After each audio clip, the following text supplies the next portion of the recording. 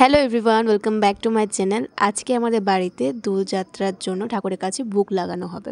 তো তার জন্যই আমি সকালবেলা স্নান টান করে এসে এখানে ঠাকুরকে আবির দিচ্ছিলাম।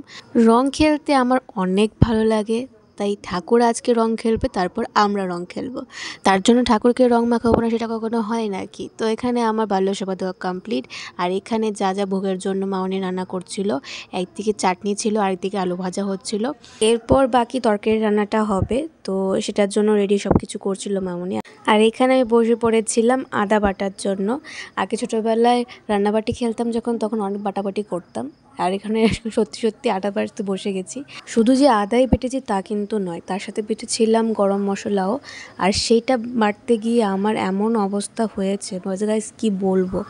তো তখন আর ভিডিও করা হয়নি, এটা ভিডিও করেছিল যে তার জন্য রয়ে গেছিলো, বাকিটা ভিডিও করা হয়নি। তবু রান্না টান্না শেষ হয়ে গেছে, এখন মাউনি রেডি করছিল।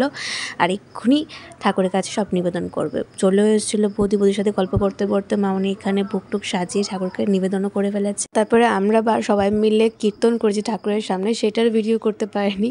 তো যাই হোক, আজকে জয় ছিল না, তো জয় না থাকাতে আমার একটু প্রবলেম হয়ে গেছিলো। জয় থাকলে ভিডিওগুলি ক্লিপ নিতে আমার অনেকটাই সুবিধা হয়ে যায়। তো যাই হোক, এখন বসে পড়লাম প্রসাদ নিতে, আমি, বৌদি, বাবা আর ইবুরানি।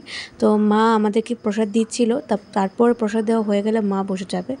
তো আমি এখানে টেস্ট করে বলছিলাম যে কীরকম হয়েছে। প্রত্যেকটা রান্নাই খুব টেস্ট হয়েছিল, একদম পারফেক্ট ছিল। তো যাই হোক, তাড়াতাড়ি করে খাওয়া দাওয়া শেষ করে আমি এখানে বসে পড়লাম। বাসন মাজতে যেগুলি ভরে ছিল সবগুলি মেজে মেজে আমি উঠিয়ে নিয়েছিলাম। এখানে মোটামুটি বাসা হয়ে গেছিলো, আর বাকিগুলি আমি মাজবো এখন।